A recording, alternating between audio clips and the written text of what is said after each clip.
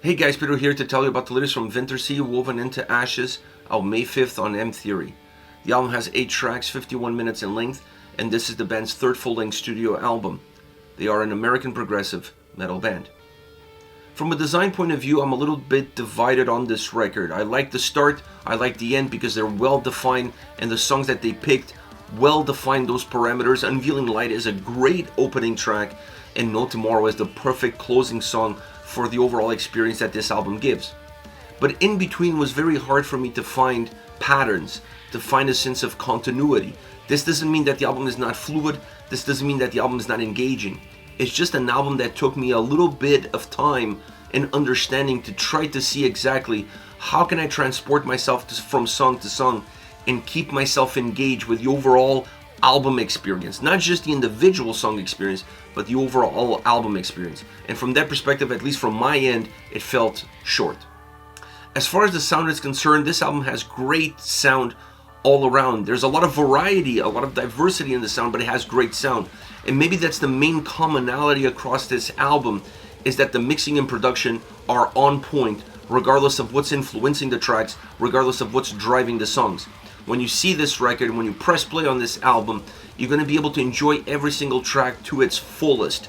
You may not find a lot of commonalities between them, but you're still going to be able to enjoy them. And you're going to enjoy them because obviously the musicianship is there, but like I said, the mixing and production are on point. They're a band that creates music with a lot of texture, with a lot of layers. The only way you can really appreciate their music is if those layers are easy to peel so you can see what's underneath them, and the texture is easy to absorb and is easy to digest.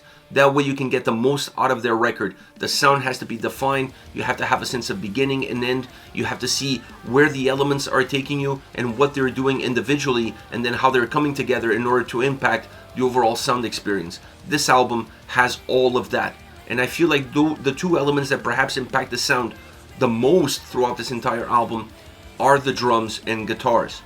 The drums on this record overall feel very connected, they feel very warm, and they feel very balanced. They also feel very heavy. This is not to say that they're heavy all the time. There's nothing about this album that stays consistent throughout the entire existence of the record, so the drums are no different. But when they're heavy, they're very, very heavy, very powerful. You'll honestly really feel the presence of the drum sound, how heavy it is and how much it's grounding the tracks and the overall sound. When they don't need to be that heavy, they become a little bit more subtle. They become perhaps a little bit more warm, and they definitely add an interesting texture to the overall soundscape. So I like this mobility because everything about this album is being mobile. Why would the drums be any different?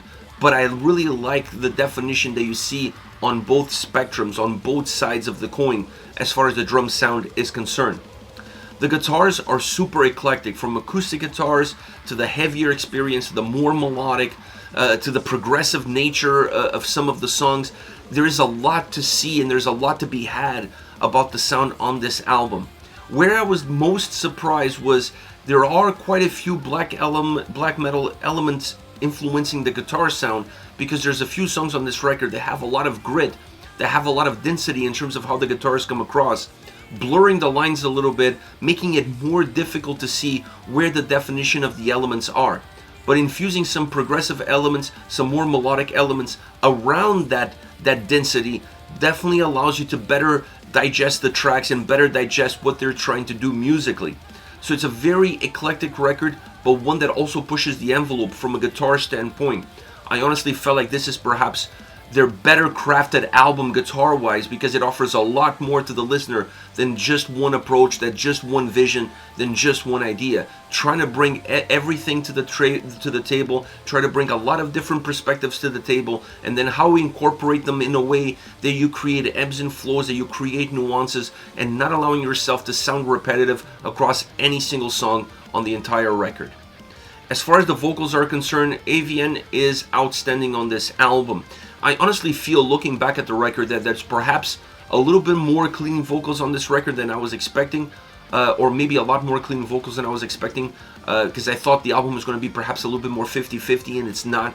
It feels like it's more 65 to 70 clean vocals and the rest harsh vocals. I honestly feel like she has more room to grow with the clean vocals, obviously, than the harsh vocals. The harsh vocals are interesting. They add aggression, they add intensity, but they're very limited in what they give the songs in terms of emotion and in terms of an organic vibe that allows you to better connect with the experience. But her clean vocals on this album are perhaps the best that I've seen from her across 3 records. A lot more free, a lot more loose, a lot more warm, sometimes pushing some of the notes and some of the deliveries almost into a jazzy kind of vibe, creating a very different atmosphere to the songs than what I was expecting coming in.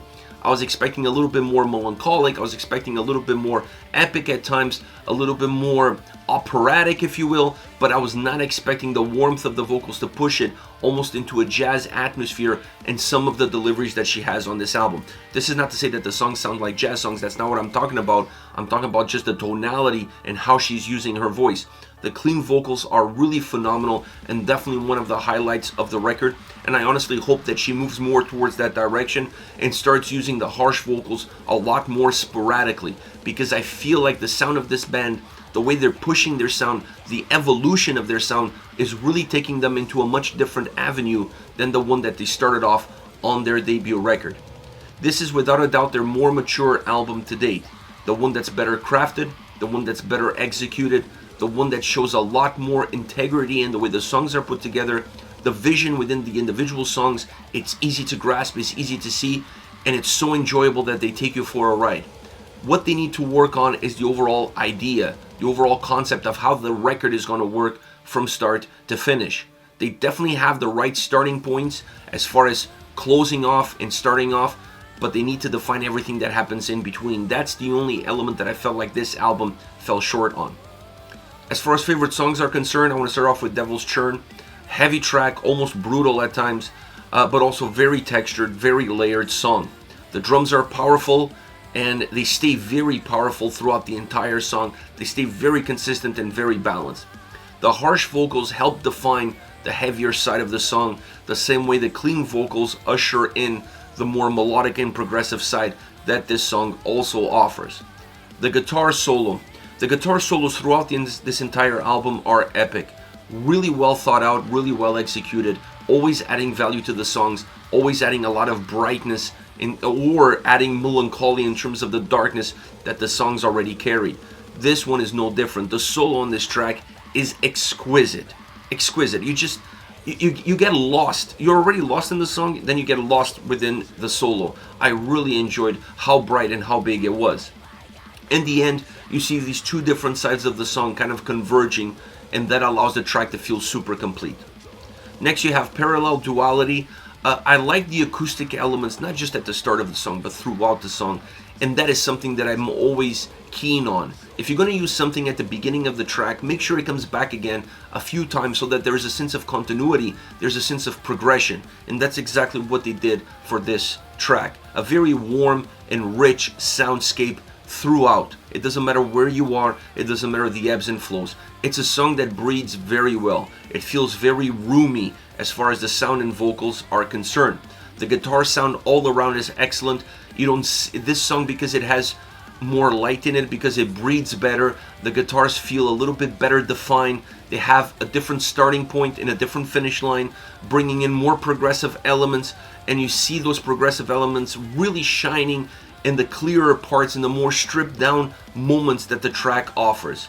And the more direct elements, you see a little bit more of a driving force, you see a little bit more volume surrounding them, but no grit, no fuzziness, just a little bit more volume. So it's a track that has great quality, from the solo to the way they use the guitars to the duality of aspects that the track has, and then obviously closing off with harsh vocals, because you get clean vocals for 2/3 of the song, but the song finishes off with harsh vocals. It also finishes off very heavy, and then it tempers off, giving you a sense of going full circle as it starts as it ends. But that heavy burst at the end is so climatic for a song that had ebbs and flows but never really reached a climax. To climax right at the end is the perfect design for a track like this.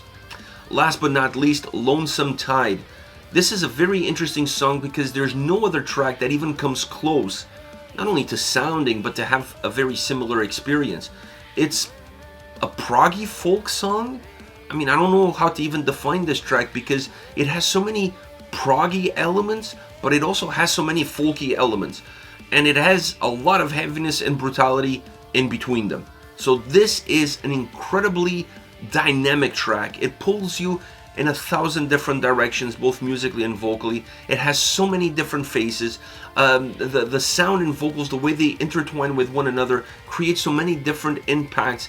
It's a track that's constantly moving, constantly growing, constantly morphing. It's just a very unique song in how it sounds and how it feels and in how it's delivered across all the elements, perhaps mostly musically. This is it, Vintersea with Woven Into Ashes, out May 5th on M-Theory. Let me know your thoughts on the band, on the singles. Use the comment section below. I'll be reading those and getting back to you. Take care, guys.